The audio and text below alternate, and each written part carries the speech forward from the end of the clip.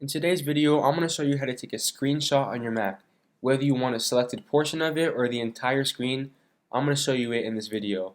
But before you do that, go ahead and click that subscribe button down below. It really helps me out. Thank you guys. Alright, so first let me open up my notes here, and then I have 3 commands that you can use when taking a screenshot. So if you want to take a screenshot of the full screen, press on Command Shift 3. And as you can see, it took a screenshot. It's down here. I can do whatever I want with it. I can edit it. So that's a full screenshot. Let's say you only want a selected portion of the screen.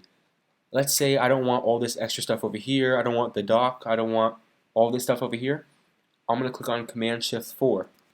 Now what this will do is it will bring in a selector. So you can drag it onto a corner, and then you press on it and you can drag a box. So you can make it a rectangle, a box, a square.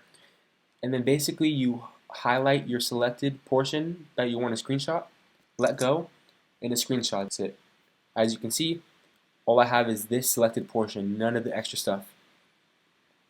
Now, to bring up the screenshot settings, this is also the screen recording settings on your Mac. Click on Command Shift 5. And as you can see, I have a bunch of options. So I can capture the entire screen, capture a selected window, capture a selected portion.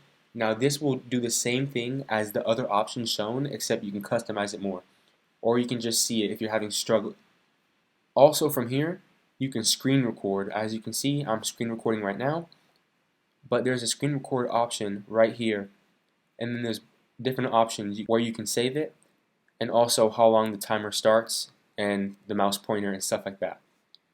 Then when you're ready, click on capture and it will capture that selected portion of your screenshot. If this video helped you out, please go ahead and like and subscribe, and comment whatever Mac tips you need help with down below.